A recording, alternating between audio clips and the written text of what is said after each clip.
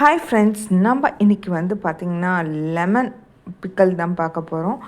So lemon எப்பப்பெல்லாம் உங்களுக்கு நிறைய கிடைக்குதோ அந்த லெமனை வச்சு நீங்கள் வந்து இந்த மாதிரியான ப்ராசஸிங் பண்ணிங்கன்னா உங்களுக்கு வந்து ரொம்ப வருஷம் வந்து கெடாமல் இருக்கும்.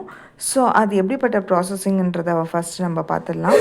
ஃபஸ்ட்டு நம்ம என்ன பண்ணாக்கா இருக்கிற எலுமிச்சம்பழத்தை எல்லாமே வந்து நல்லா வாஷ் பண்ணி ட்ரை பண்ணி வச்சுக்கணும். அதில் ஒரு ட்ராப்பை தண்ணி கூட இருக்கக்கூடாது. அது எல்லாத்தையும் சுத்தமாக வந்து ட்ரை பண்ணி வச்சுக்கணும்.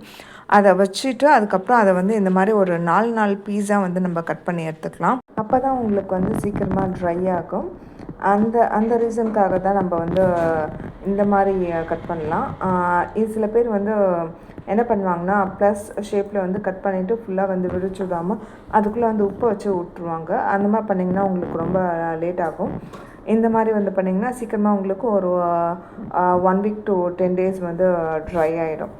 இதை ஃபுல்லாக நம்ம வெயிலில் காய வைக்கும்போது கிளறி விட்டு தான் காய வைக்கணும். கைப்படாமல் கரண்டியை வச்சு டெய்லி வந்து கிளறி விட்டு காய வைக்கணும். அப்போ தான் உங்களுக்கு வந்து அதாவது நல்ல ஒரு பதத்துக்கு வரும். அது மட்டும் இல்லாமல் நீங்கள் கையை வச்சிங்கன்னா கண்டிப்பாக பூர்ணம் பூக்கும். கையை வைக்காமல் வந்து அடியில் இருக்கிறதும் வந்து சேர்த்து டெய்லியுமே வந்து கிளறி விட்டு ஒரு 10 days ஃபுல்லாக வந்து ட்ரை ஆகும்.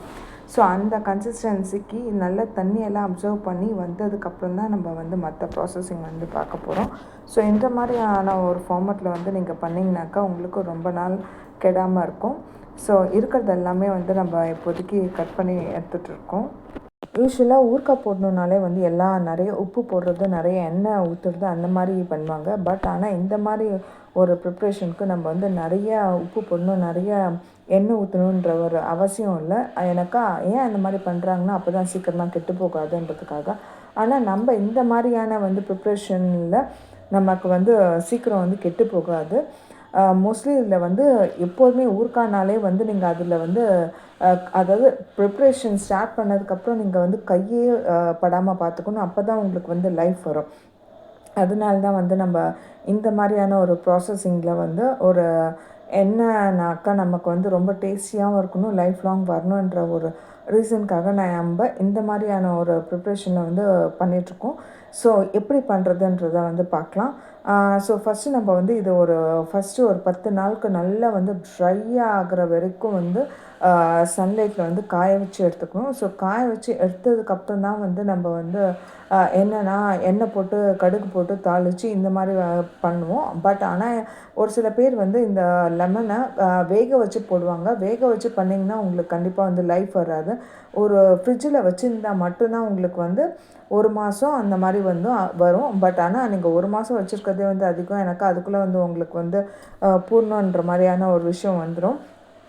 நீங்கள் இந்த மாதிரி பண்ணிவிட்டு நீங்கள் ஃப்ரிட்ஜில் வைக்கணும்னு அவசியமே இல்லை. ஃப்ரிட்ஜில் வச்சிங்கன்னா உங்களுக்கு தண்ணி அந்த வேர்த்து போகும் இல்லையா, அந்த வேர்த்து போகிறதுலேயே வந்து கெட்டு போகிறதுக்கான வாய்ப்புகள் இருக்குது. ஸோ இந்த மாதிரி நீங்கள் வந்து மெத்தடில் ப்ரிப்பேர் பண்ணுறீங்கன்னா ஃப்ரிட்ஜில் வைக்காமல் நீங்கள் வெளியிலேயே ஒரு கண்ணாடி பாட்டில்லையே வந்து வச்சு ப்ரிசர்வ் பண்ணிக்கலாம். இல்லைன்னா அந்த இதுக்கான வந்து ஊறுகாய் ஜாடி சொல்லுவாங்க. ஸோ அந்த மாதிரி செராமிக் பாட்டில் வச்சும் வந்து நீங்கள் ப்ரிப்பேர் பண்ணிக்கலாம். ஸோ பீஸுமே நம்ம வந்து கட் பண்ணி முடிச்சிட்டோம். இப்போ வந்து இது கூட என்னன்னாக்கா தேவையான அளவுக்கு வந்து உப்பு வந்து சேர்த்துக்கலாம். ஸோ நான் எடுத்துருக்கிறது வந்து கம்மியான குவான்டிட்டி தான் வந்து உப்பு எடுத்திருக்கேன். அதிகமாக சேர்க்கணும்னு அவசியம் இல்லை. எனக்கா வந்து ரொம்ப அதிகமாக உப்பு சேர்த்தாக்கா வந்து உடம்புக்கு கெடுதல். இப்போ வந்து பார்த்திங்கனாக்கா நான் ஒரு 10 நாள் வச்சு வெயிலில் காய வச்சு எடுத்துட்டோம்.